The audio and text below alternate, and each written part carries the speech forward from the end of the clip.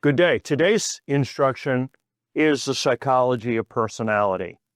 This leads us to Carl Jung's theory of personality, which is the influence of his life on this study.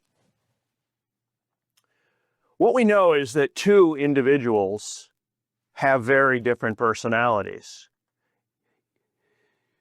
When we talk about personality, we're talking about more than just positive and negative affect, emotion, display of ego, the happiness, the sadness, the impatience, the shyness, fearfulness, curiousness, and helpful. We're talking about the characteristics that are the architecture of how a person typifies these outcomes.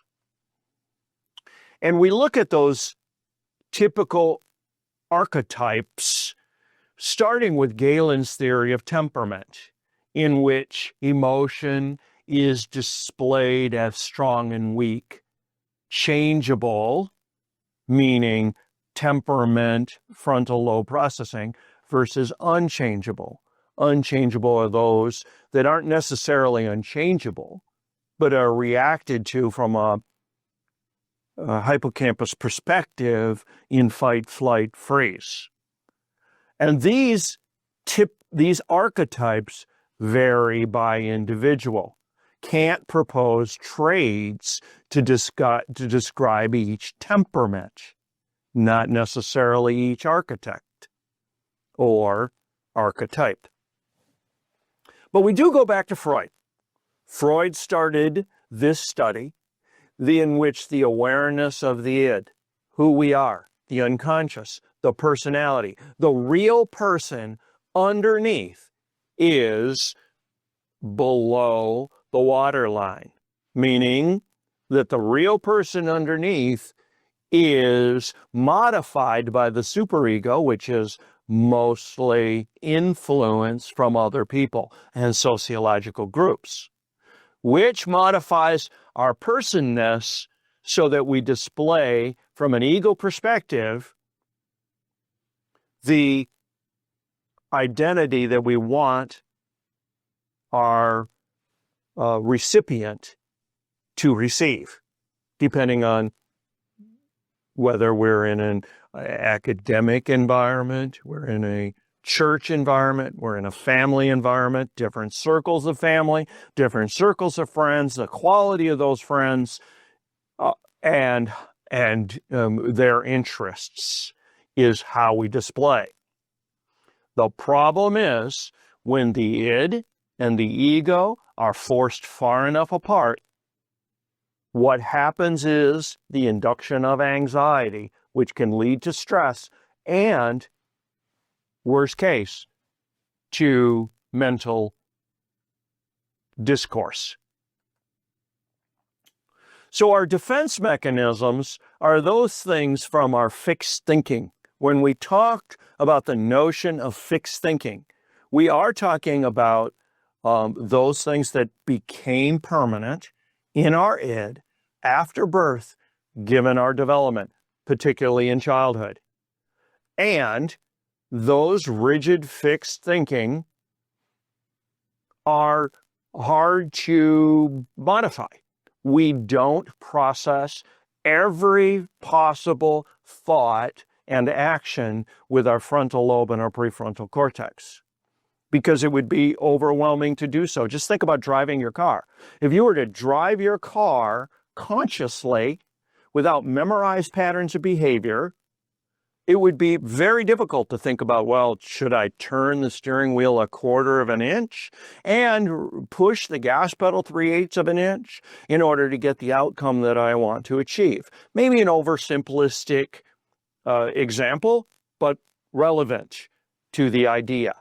So when we run into a fixed pattern of thought, we move into a defense mechanism that protects that fixed thought so that our identity, from a culture perspective, who we are from a familial perspective, who we are from an ethnicity perspective, who we are from an identity perspective, is protected. Not always valuable, but protected. So these defense mechanisms are various ways of protecting our fixed thinking. Come Carl Jung and the study of the unconscious. He was a student of Freud, but took Freud's theory of unconscious identity to the next level in the theory of personality. Carl Jung came up with the collective, the unconscious decision-making, which is sensation and versus intuition. Thinking, frontal lobe processing, versus feeling, reacting. Extroversion, external processing versus introversion, internal processing. An extrovert will typically bounce ideas off other people before coming to a conclusion. Doesn't mean those ideas are necessarily scientific fact. They're trying to get to a scientific outcome, or at least an outcome that has processing surrounding it in some way by using other people to help, versus an introvert will generally process internally.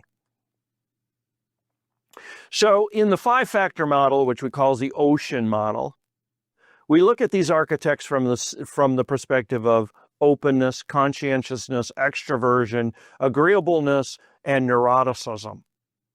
On a continuum, openness is a balance between the practical and the curious. Practical, conventional would be the rules, where the curious is not necessarily the rules, but how does one existentially explore what has not been explored? Ideas, action, creativity, innovation. Conscientiousness is impulsiveness versus hardworkingness. Extroversion, quiet and reserved, which would be introversion, to outgoing, warm, and seeks adventure. Agreeableness, critical, uncooperative, suspicious. Does not mean there's a judgment involved. If a person is less agreeable, means they're more of a rules follower, where a person that is agreeable might be more helpful, trusting, and empathetic.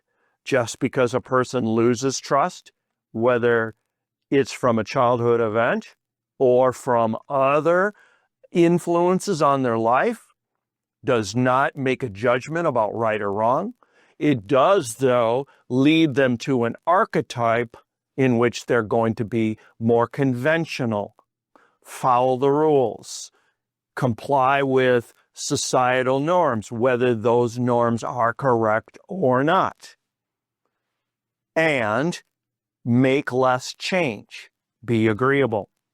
Neuroticism has to do with calm, even temperament versus anxious, does lead to attachment patterns, and prone to negative emotions. Eisniks furthered Carl Jung's 2-factor theory to account for variations in personality, meaning the Eisniks drilled deeper into what extroversion and introversion looked like from a specific perspective, as well as emotional stability. Helpful, does not modify our archetypes, but is helpful in more specifically understanding what a variety of synonyms that might relate to the theory of personality in deeper ways than the archetypes provided us.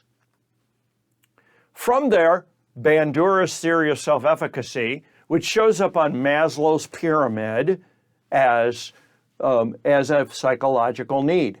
After our needs for food, water, shelter, psychological support from others, relationships, are met at some level, then we can move into self-efficacy, which is the theory of self-determination, setting goals, creating experiences to accomplish those goals, and milestones, which we celebrate outcomes.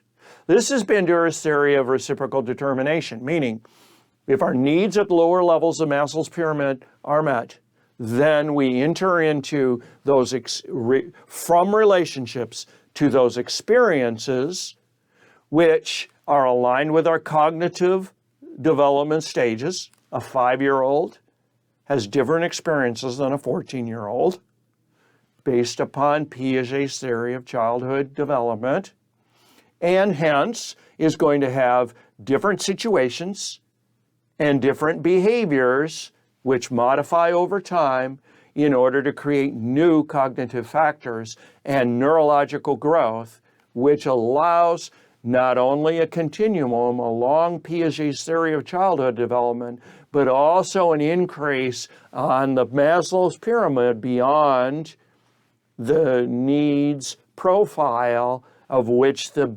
being resides. Once relationships are met at a secure level, we can move into Bandura's theory of self-determination, create goals. From those goals, create situations and experiences. Personalities, as you might imagine, can be looked at from a geographical perspective because we have different levels of sociological experience in Texas than in the western states or the northern states. And because of that, people have different access during their childhood development to different levels of expectation relative to relationship and different possibilities relative to experience. As you might imagine, your Bronfenbrenner circles, which we'll talk about later, family, ethnicity, school, government, drive through superego influence, drive the experiences which are considered acceptable and meaningful in different geographies around the country. And as such, different personalities develop geographically, and archetypes modify respectively.